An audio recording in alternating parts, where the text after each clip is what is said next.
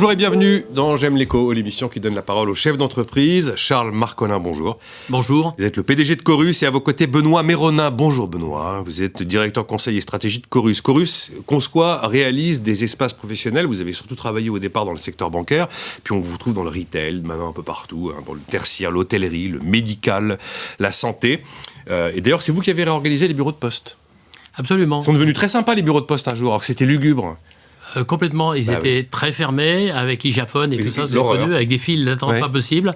Donc on a essayé d'ouvrir un petit peu et créer du lien entre le postier et son client. Ça a marché, c'est quand même beaucoup plus sympa aujourd'hui. Bon, si je dis que vous êtes des architectes d'intérieur, est-ce que ça va ? Oui, entre autres.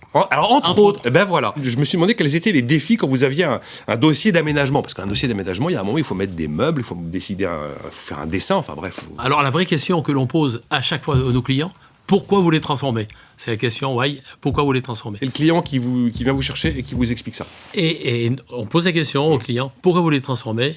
Et nous, on lui dit, on peut vous accompagner pour transformer, à condition que l'on satisfasse plusieurs performances, la performance sociale, sociétale, environnementale, identitaire, et la performance économique et commerciale. Oui, donc ça fait... Vous mettez tout ça ? Et on met tout ça. Ce que vous m'avez dit, vous mettez tout ça dans les enjeux de la transformation. Et c'est pour ça que l'architecte est un peu réducteur. D'accord. Il nous faut des psychologues, des ergonomes, des designers, des planeurs stratégiques pour pouvoir transformer l'espace. Benoît, on met pas un peu haut quand même là les enjeux de la transformation des espaces professionnels en disant tout ça ? Pas du tout. Je pense qu'aujourd'hui il y a un vrai besoin dans le contexte extrêmement confus dans lequel nous sommes de clarifier finalement les intentions stratégiques d'une marque. Qu'on parle d'une marque employeur d'ailleurs ou d'une marque qui doit recevoir des clients dans le domaine du retail ou des points de vente plus globalement. Et donc effectivement, c'est aider ces marques en amont sur la clarification de leurs intentions stratégiques au sens large, comme Charles l'a évoqué, de façon derrière nous à traduire en fait dans les espaces, dans les environnements de travail, pour les clients, pour les collaborateurs ou pour les patients à l'hôpital, les intentions de la marque pour être le plus fidèle possible et créer quelque chose qui soit à la fois singulier, vraiment propre en fait à la marque en question et quelque chose qui prenne soin, c'est-à-dire qui soit dans cette attention à l'autre, dans cette attention au détail, pour créer aussi quelque chose, on l'espère en tout cas par rapport à nos confrères, à nos concurrents, qui soit distinctif, différent. Allez-y, oui. Oui, je voulais rajouter que l'humain est au centre de nos Tout préoccupations. le monde le dit, ça. Personne ne va vous dire, moi, l'humain, écoutez. Non, mais quand on parle architecte, on parle plutôt des corps de théâtre, alors qu'en réalité, c'est d'abord l'humain. C'est le collectif, c'est une posture de vision, c'est une posture de stratégie, c'est une posture d'organisation, c'est une posture de méthode de travail, c'est une posture de gouvernance et une posture de valeur qui va transformer l'espace et accompagner nos collaborateurs pour leur donner du sens. L'entreprise vient vous voir et c'est le why, il y a le pourquoi. Tout le monde veut la même chose, moi je veux de la productivité, je veux de l'efficacité, je veux essayer de dépenser le moins possible, a priori que les collaborateurs soient quand même pas trop malheureux, enfin on va être à peu près tous sur des besoins et des attentes universelles. Et vous allez venir avec une recette qui fonctionne bien, dont vous avez le secret, mais que vous allez pouvoir implémenter un peu partout. Enfin, c'est ce que je me dis. En fait, la différenciation, nous, on veut la créer effectivement à travers un prisme qui nous est particulier aujourd'hui, qui s'appelle l'éthique du care. C'est effectivement comment on peut créer demain des espaces qui prennent soin. Le care, c'est prendre soin. Prendre soin, c'est l'attention à l'autre. C'est comment créer des espaces qui prennent soin. Et ça, c'est pour nous quelque chose de distinctif. Et puis, d'autre part, c'est ce qu'on appelle la contextualisation, c'est-à-dire contextualiser. Quand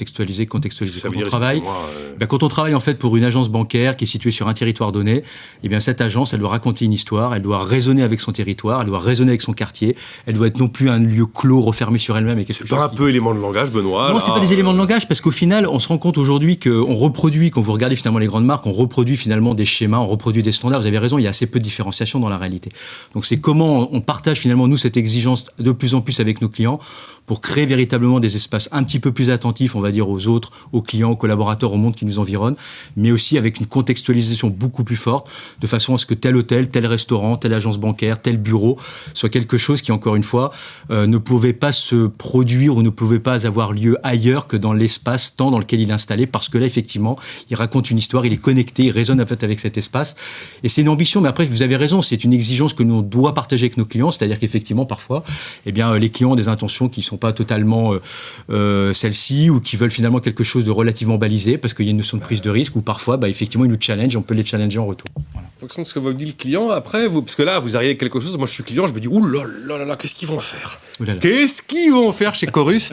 Moi, je voulais juste un truc sympa, où on est bien, où on peut garer les voitures devant, et voilà. On sait très bien faire. Oui, voilà. Mais l'échange, c'est surtout un travail collectif. Voilà. On ne peut pas transformer à la place d'eux un espace. Donc, il faut déjà faire adhérer les collaborateurs et les occupants et les usagers de l'espace pour pouvoir co-construire à leur côté. On va sonder les collaborateurs après pour savoir s'ils voient un changement, si leur vie a changé. Bien entendu, avant et après. Avant et après, effectivement, avec un outil qui nous est propre, qui est conçu par notre ergonome, qu'on a développé nous-mêmes, avec un ensemble de questions, qu'on personnalise un petit peu en fonction du projet du client. Là aussi, on fait du sur-mesure. Mais cet outil nous permet déjà au départ d'avoir une vraie compréhension de ce que sont les usages de l'espace par les collaborateurs, mais aussi de ce que sont leurs besoins, d'avoir aussi leur niveau de satisfaction par rapport à leur environnement de travail. Et puis si, une fois qu'on a réalisé les aménagements, ils le souhaitent, parce que malheureusement, ils ne le souhaitent pas toujours, on peut refaire en fait cette enquête, avec des questions beaucoup plus ramassées pour savoir, avant-après, est-ce que vous êtes plus satisfait de votre environnement de travail. Et l'objectif, quelque part, c'est d'être sur une obligation de résultat, pas de moyens, c'est à nous de s'engager par rapport, effectivement... Vous osez le mot obligation de résultat? De plus en plus, on en est là, c'est-à-dire que... C'est quand même chaud, enfin, c'est audacieux, quoi. C'est audacieux parce que les espaces de travail, autrefois, se mesuraient à travers la valeur matérielle de l'espace. Oui. Et aujourd'hui, on intègre la valeur immatérielle. Dans cet espace, j'apprends plus qu'ailleurs. Dans cet espace, j'ai plus de sécurité. Dans cet espace, j'ai plus de conciergerie, de services adaptés. C'est un ensemble complètement cohérent qui n'existait pas, qui était bien siloté à l'époque. Et nous disions, c'est d'avoir cette vision plutôt globale et systémique. Il y a un truc qui n'existait pas, c'était Covid et le télétravail, qui est probablement quelque chose de plus structurel qu'on ne le croit. Tout d'un coup, l'espace de travail, c'est chez moi. Vous n'avez pas peur que de moins en moins on retourne au bureau, que finalement l'enjeu de l'espace de travail soit plus une priorité, et que moi, entreprise, si je peux éventuellement vendre des mètres carrés pour faire des économies, ça m'intéresse davantage que de les réaménager? Pour moi, les modèles, il n'y a pas un modèle qui supprime l'autre. Les modèles se compilent dans le temps. Ça, c'est une certitude. Vous êtes sûrement un peu inquiet quand même, là. C'est votre business qui est direct. Nous sommes inquiets parce que les espaces de travail ont tendance à se réduire, les espaces sièges, mais parce qu'ils ont besoin de se transformer. Les gens qui sont... quelle est la différence entre vivre une aventure chez soi et vivre une aventure partagée, conviviale, à l'intérieur d'un groupe, puisque l'a dit... C'est différent, Charles. C'est totalement différent. Oui. Et donc, on crée de la convivialité, on crée un espace chaleureux, d'apprentissage et tout ça qu'on ne pourra pas avoir seul, isolé. D'accord, mais si le mouvement structurel de télétravail fait qu'on va de moins en moins dans son lieu professionnel, il y a un moment, c'est un changement de fond. Oui, mais je n'y crois pas fondamentalement. Vous n'y croyez pas fondamentalement? Non, parce que j'échange avec des ED, je suis conseiller Banque de France et j'ai pas mal de petites et de moyennes entreprises au sein de ma région. Je pense simplement qu'il y aura une partie de télétravail qui sera infime, ou pour certains, en fonction du métier, en fonction de l'activité, un peu plus, un peu moins. Il y aura une totale flexibilité, ça c'est certain. Mais le télétravail, tout azimut, je n'y crois absolument pas. Et pour autant, pour répondre à votre question en complément, on a aujourd'hui développé des solutions tout à fait innovantes en termes de mobilier pour équiper en fait le télétravailleur, d'accord.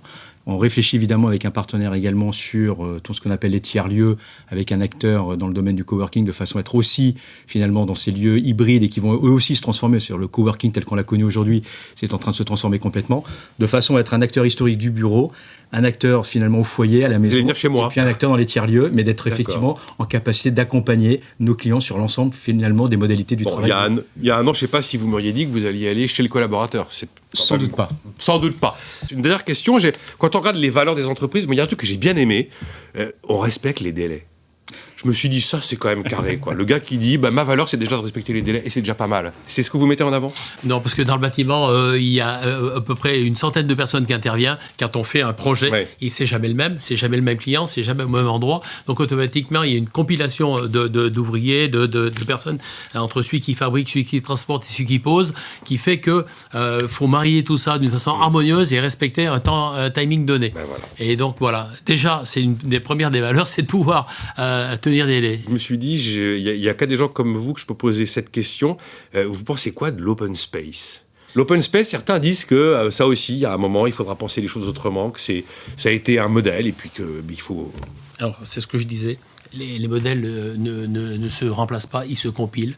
On aura un espace de concentration qui sont des petites bulles qu'on a construites au sein de notre siège, des petites bulles où les gens peuvent s'isoler, peuvent se concentrer, peuvent travailler. On aura des espaces ouverts en pleine nature que l'on a créés avec une maraîchère qui cultive un certain nombre de légumes et les gens tous les mardis récupèrent le légume du marché avec des abeilles et ainsi de suite. Donc oui, c'est des transformations dans l'espace où il fait bon vivre. C'est ce qui permettra et ce qui me permet de dire qu'on va sortir de son télétravail pour vivre une aventure humaine partagée et de convivialité. Charles Marcola, au terme de notre discussion, tous les qualificatifs et les éléments de votre offre si large que vous avez évoqués au début, j'ai l'impression que vous les avez validés dans ce qu'on s'est dit, donc tout va bien.